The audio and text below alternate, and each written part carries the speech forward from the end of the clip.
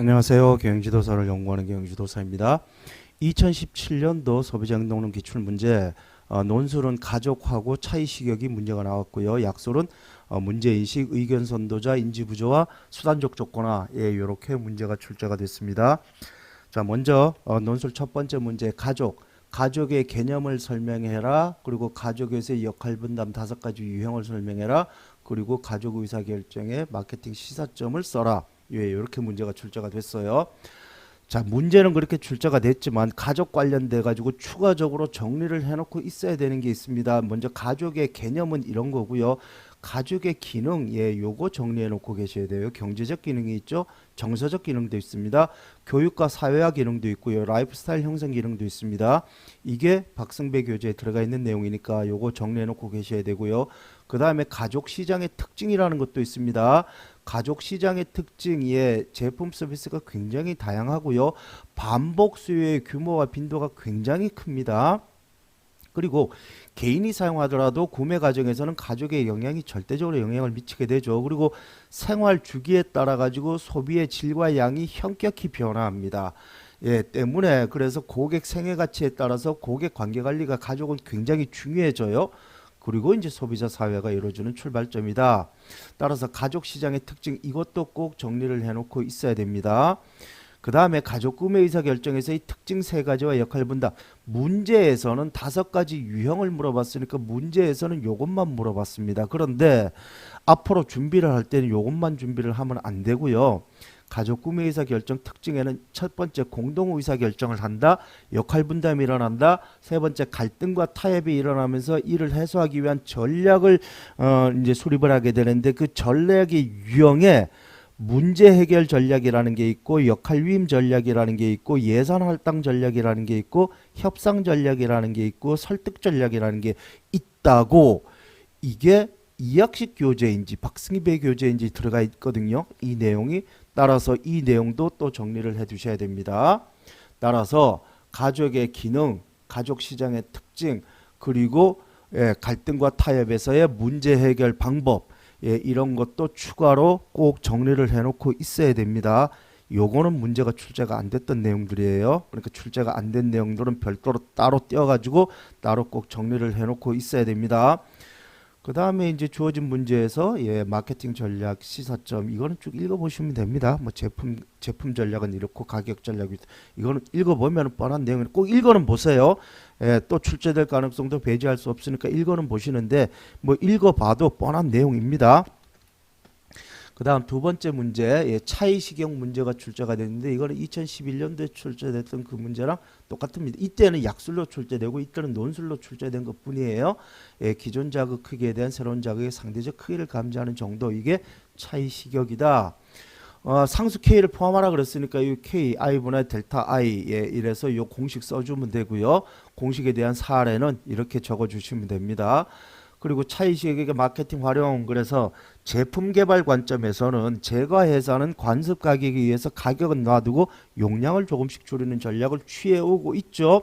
이거 예전에도 설명을 드렸는데 관습 가격이라고 하는 거는요. 관습적으로 딱 고정박힌 그 가격을 얘기합니다.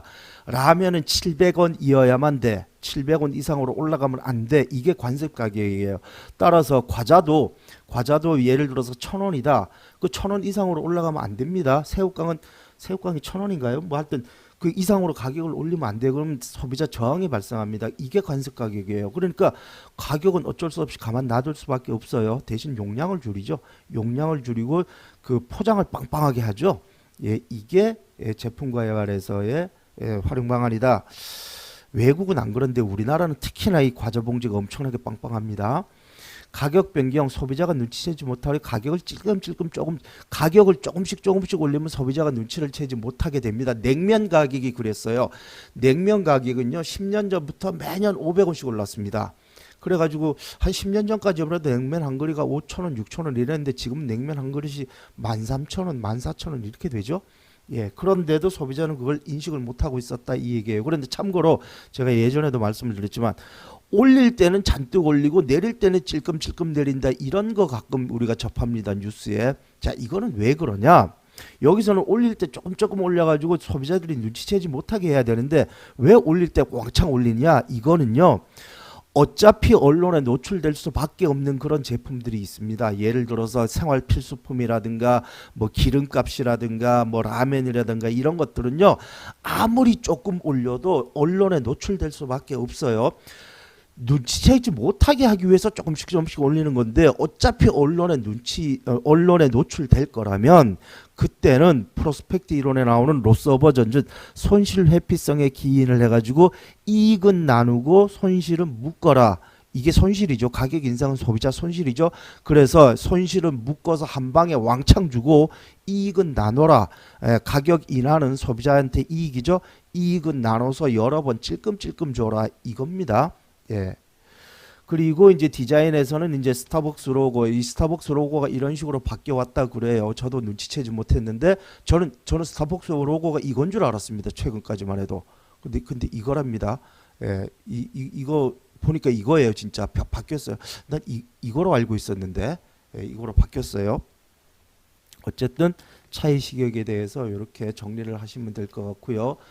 그 다음에 이제 문제인식의 개념 그리고 문제인식의 영향 요인. 예, 문제인식은 특정 상황에서 욕구가 활성화되고 이것이 동기가 유발되어 궁극적으로 수요로 발전하는 욕구만 활성화되면 안 됩니다. 동기가 유발돼야 돼요. 그리고 그게 궁극적으로 수요로 발전해야 됩니다.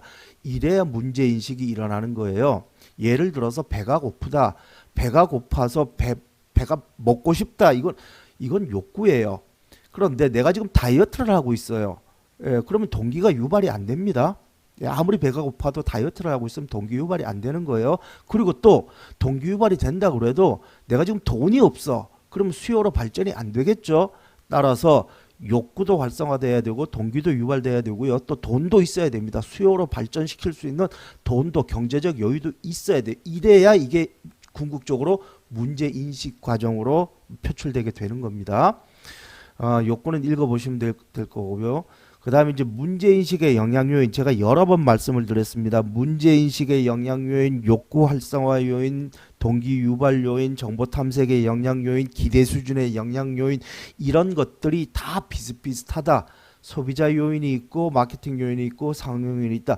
조금씩 다르긴 합니다만 다 비슷비슷하다. 그래서 퉁쳐서 같이 정리해 놓으라라고 여러 번 말씀을 드렸어요. 이것도 마찬가지예요.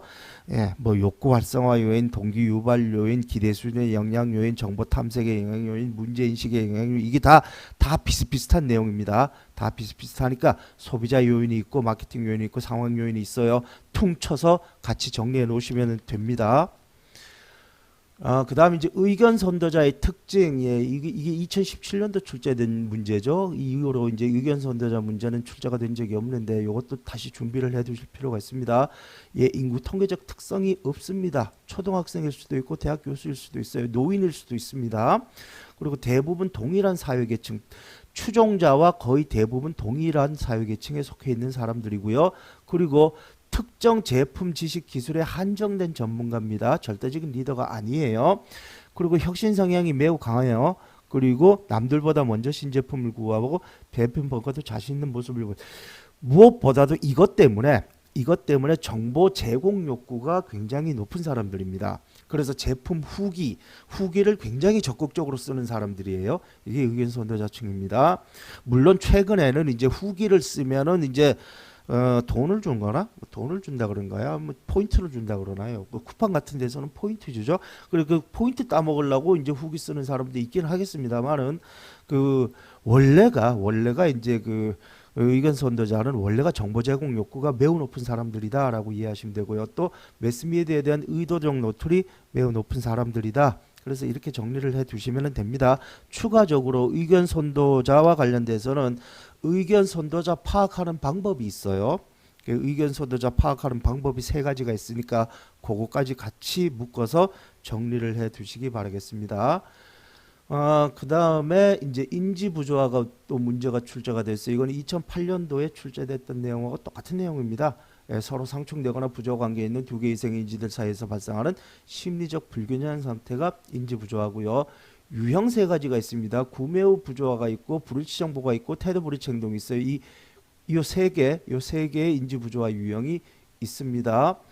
그 다음에 인지 부조화에 영향 요인이 있죠. 예, 관여 수준이 높을수록 인지 부조화가 더 커집니다. 취소 가능성이 없을수록 인지 부조화 발생 가능성은 올라가요. 상표 간 차이가 미미할수록 인지 부조화 가능성은 올라가고요. 상표의 수가 많으면 많을수록 인지 부조화 가능성은 올라갑니다. 따라서 인지 부조화의 유형하고 영향 요인 요 두 개는 또 추가적으로 꼭 정리를 따로 해 두셔야 되고요. 감소 방법은요. 이거는 뻔합니다. 예, 소비자 스스로 해결하는 방법에 자신이 선택한 대안의 강점은 강조하고 단점은 약화한다. 선택하지 않은 대안의 약점을 강조하고 장점을 약화시킨다. 그리고 추가적인 정보 탐색을 해요. 이것 때문에 제품 구매 전보다 오히려 제품 구매하고 난 다음에 정보 추구 욕구가 더 많이 발생하는 경우가 있다고 합니다. 제품을 구매하고 나면은 이제 더 이상 정보 탐색을 하면 안 되죠. 그런데 제품을 구매하고 난 다음에 오히려 더 정보 탐색량이 올라가는 경우가 있다. 왜? 이것 때문에 인지 부조화를 해소하기 위해서 그렇다라고 나와 있어요. 교재에. 그리고 선택하지 않은 대안이 옳았다는 정보를 애써 외면한다. 그리고 자신의 의사결정 자체가 중요하지 않은 것이라고 평가절하한다. 이게 소비자 스스로 해결하는 방법이고요. 기업이 해결하는 방법은 이건 뻔합니다. 예, 고객 의견을 적극 수용하고 또 이런 걸 통해 가지고 고객을 안심시키고 또 고객 이탈을 방지하고 또 이런 거 가입을 유도한다. 이러면 충성도가 확 올라가겠죠. 그러면 인지 부조화가 떨어질 겁니다. 그리고 기업 이미지를 홍보하라. 이걸 강화 광고라 그래요. 그리고 이제 다른 구매자의 후기도 공유해라. 뭐 이 기업의 해결 방법은 뭐 일반적인 내용입니다. 이게 2017년도 출제됐으니까 이제 출제된 지 지금 8년이 지났으니까 7년이 내년이면 7년이 지나는 거죠. 그러니까 이것도 한번 정리를 해둘 필요가 있기는 하겠습니다. 그 다음에 이제 수단적 조건화, 수단적 조건화가 2009년도에는 싸그리 다 물어봤어요, 논술로. 그러다가 이제 이게 2017년도에 와가지고는 요 강화의 유형 세 가지를 써라. 강화의 유형 세 가지라고 그랬으니까 강화와 처벌의 유형 세 가지를 쓰면 안 되죠.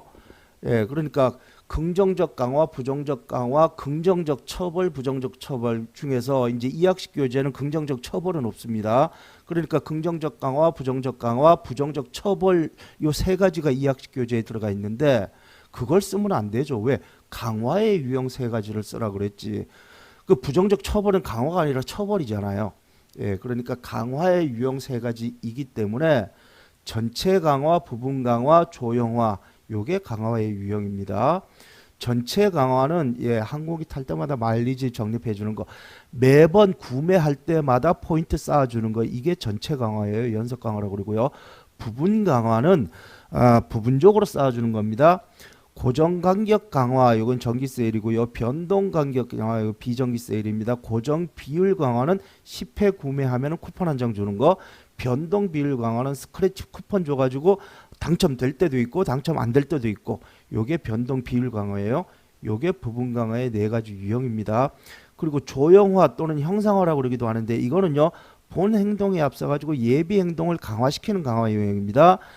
행동을 유발할 가능성이 높은 동기를 제공하는데 대표적인 게 미끼 상품이에요. 미끼 상품을 제공을 하면은 점포로 들어올 가능성이 높아지죠. 점포로 들어온다는 게 예비 행동입니다. 그리고 들어와서 다른 것까지 산다는 게 본 행동이에요. 따라서 예비 행동을 강화시켜서 본 행동도 유발되도록 강화시키는 거, 이게 조형화입니다. 예, 다른 행동까지 유발하도록 자극시키는 게 이게 조형화이다, 쉐이핑이다 영어로. 이렇게 해서 강화의 유형 세 가지 이렇게 정리하시면 되고요. 이 외에도 이제 소멸과 망각이라는 내용도 있으니까 교재에 그거까지 마저 정리를 해 두시면 될 것 같습니다. 이렇게 해서 2017년도에 출제됐던 소비자 행동론 기출문제 살펴봤습니다. 시청하시느라고 수고하셨고요. 계속해서 2018년도 문제도 살펴나가 보도록 하시겠습니다.